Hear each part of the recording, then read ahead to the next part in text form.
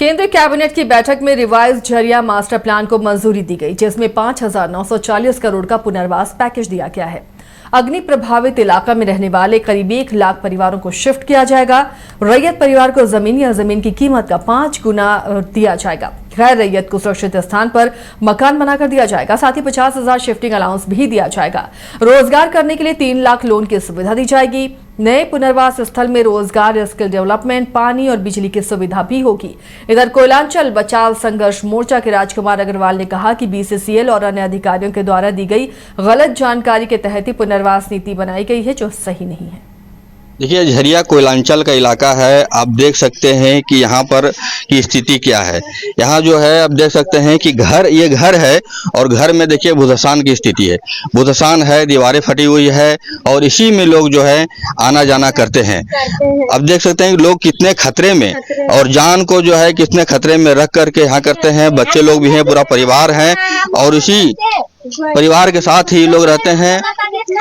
इन लोग का साफ तौर पर ये कहना है कि गैस से जो जहरीला गैस निकलता है, इससे जो है तबीयत हमेशा खराब होती रहती है। कई बीमारियां भी हो रही है लोगों को, फिर भी जो है रहने को मजबूर है। कारण ये है कि इन लोग को अभी जो है बीसीसीएल कहें या जरेडा कहें, राज्य सरकार कहें या केंद्र सरकार कहें, किन्हीं के द्वारा इन लोगों को रहने के लिए आवास अभी तक आवंटित नहीं किया गया है। इसलिए जो मजबूरी में ये लोग अभी यहाँ रह रहे हैं। हम लोग घनवाडी में रहते हैं। क्या परेशानी है?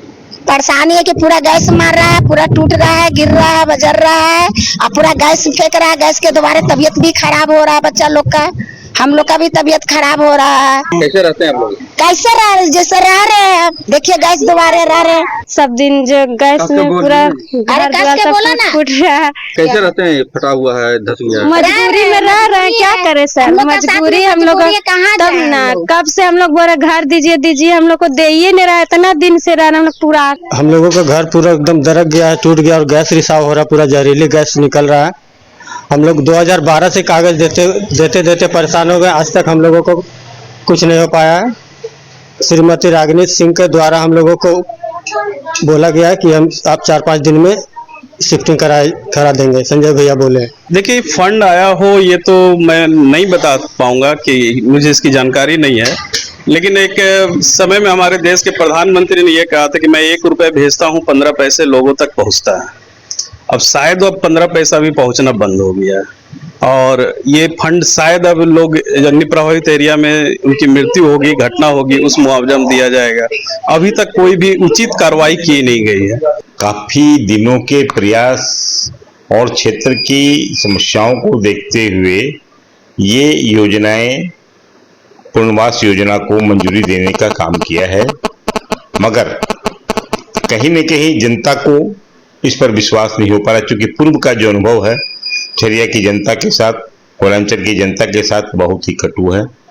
और यही कारण है कि 2009 के अंदर में जो पुनर्वास स्वीकृति हुई थी और जितने लोगों की हुई थी उसके सिर्फ 16 सालों में 10% ही, 2500 समथिंग आप लोगों ने ही समाचार पत्रों में भी दिया कि लोगों को ही पुनर्वास कर सके। इस बीच कई घटनाएं हुई और कई भूधसान के चलते जाने भी गई और लोगों में अफरा तफरी का माहौल भी रहा। जबकि केंद्र सरकार की मंशा पूरे देश में विस्थापितों के लिए बहुत बढ़िया रही, मगर झारखंड के अंदर में, कोयलांचल के अंदर में केंद्र सरकार के जो मापदंड है उनको इसमें नहीं अपनाया गया है। जो मुआवजा का स्तर होना चाहिए उसका भी ध्यान नहीं रखा गया है और यही कारण है कि लोगों को कहीं न कहीं लगता है कि उनके साथ छल किया जा रहा है। लेकिन अभी भी जो है, जो झरिया कोयलांचल बचाव समिति की, संघर्ष समिति के लोग हैं, उनके अभी भी वो नाराज हैं। उनका ये कहना है कि अभी भी जो सही तरीके से विस्थापन नीति लागू करनी चाहिए थी, वो विस्थापन नीति जो है अभी भी लागू नहीं की गई है। घर रहने का मकान भर नहीं, ये खुशियों की तिजोरी है। दरवाजे पर दस्तक देता पड़ोस, खिड़कियों से उमड़ आता आसमां, तारों में उलझी ऐसी न जाने कितनी दास्तां। कहती हैं चले डायमंड सिटी, एक सफर हम सफर के साथ अपने घर तक। Diamond city, life long bonding, 500 से ज्यादा खुशहाल डायमंड परिवार। जल्दी करें, सिर्फ 200 फ्लैट बाकी। आज ही बुक करें अपना आशियाना।